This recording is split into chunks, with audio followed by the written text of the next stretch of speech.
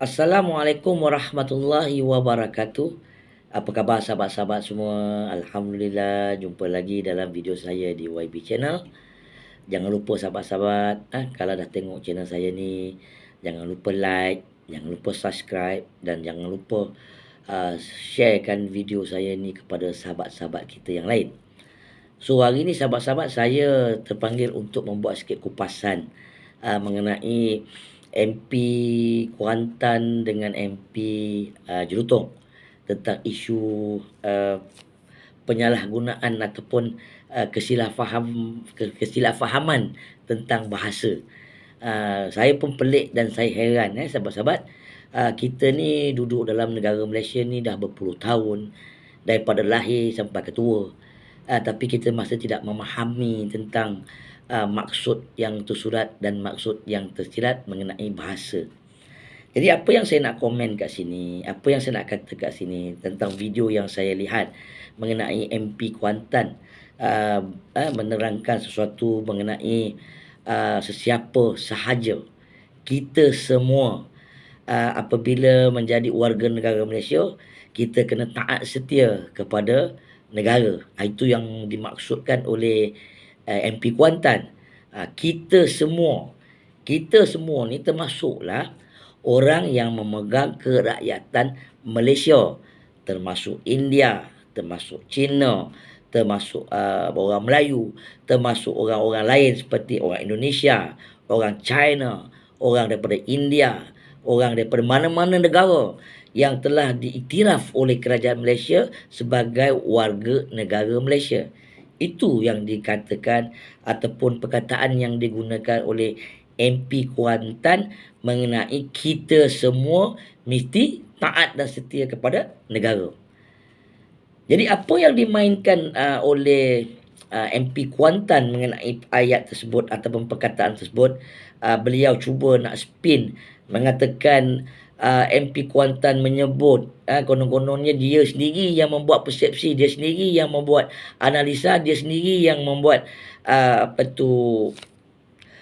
maksud yang tersurat yang tersirat mengenai ayat tu. Dia mengatakan MP Kuantan bermaksudkan orang Cina. Ini yang menjadi ketegangan ataupun perbalahan di dalam parlimen tempoh hari. Pada saya itu adalah satu benda yang kecil, benda yang kita semua sebagai rakyat Malaysia kena faham dan kena tahu dan kena patuh dan kena ikut apa yang dikatakan dalam rukun negara, dalam perlembagaan negara, dalam undang-undang negara apabila menjadi seorang rakyat Malaysia. Pada saya itu tak ada masalah pun. Tapi biasalah sahabat-sahabat, pembangkang ni lagi-lagi MP Jelutong ni dia memang suka mencari kesilapan-kesilapan ataupun dia bermain dengan teknikal. Konon-kononnya apa yang dikatakan oleh MP Kuantan tu, apa yang tersirat dan tersurat tu, maksud tu adalah orang Cina. Sedangkan perkataan bangsa pun tidak timbul dalam dalam bahasa yang dikatakan oleh MP Kuantan. Sekali lagi saya beritahu, apa yang dikatakan oleh MP Kuantan adalah kita semua mesti taat setia kepada negara. Kita semua ni termasuk tadi yang saya katakan, semua bangsa yang berada di dalam negara kita. Jadi kenapa MP Jelutong nak koyak?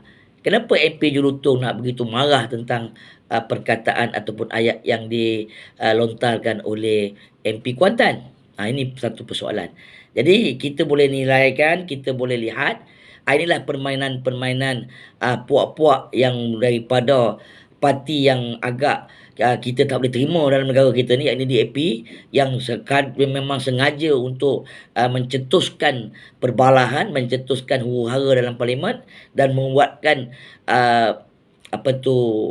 MP-MP yang nak menyampaikan sesuatu kepada rakyat ataupun kepada parlimen diganggu gugat oleh mereka-mereka yang sengaja untuk mendatangkan satu isu yang agak panas. Sedangkan benda tu pada saya tak begitu panas.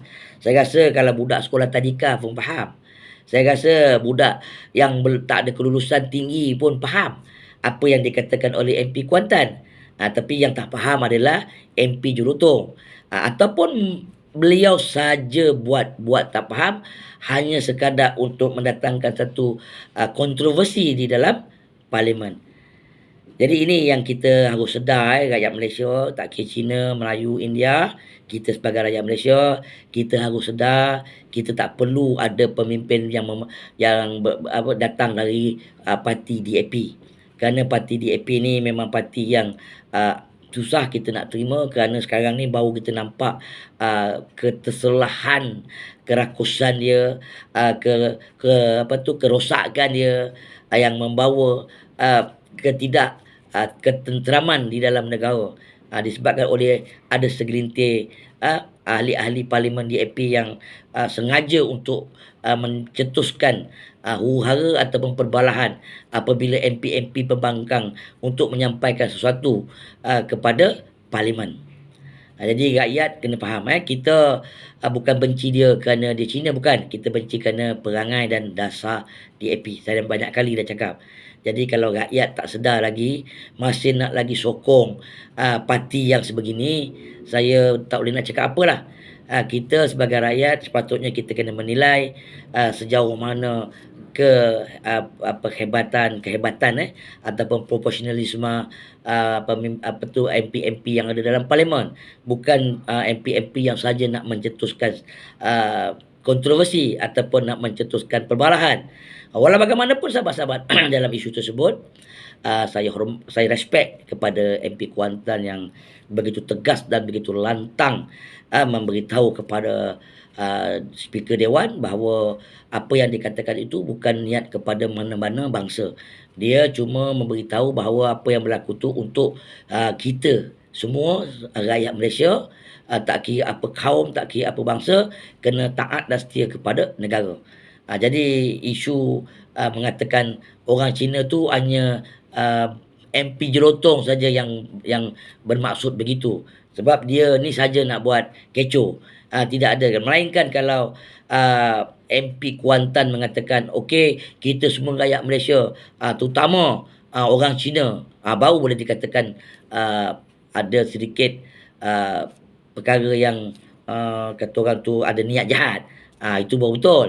Tapi dia tidak menyebutkan apa-apa pun tentang bangsa. Dan dia cuma menyebut tentang kita semua.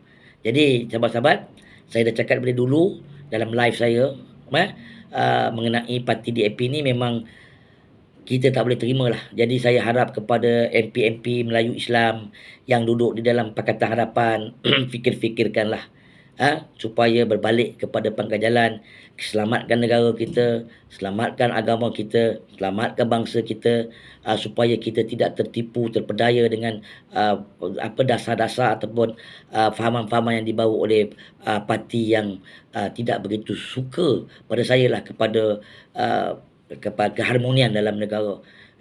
Ada saja mereka nak mencetuskan sesuatu, membuat satu provokasi yang membuatkan rakyat marah, membuat provokasi yang membuatkan ahli-ahli politik marah.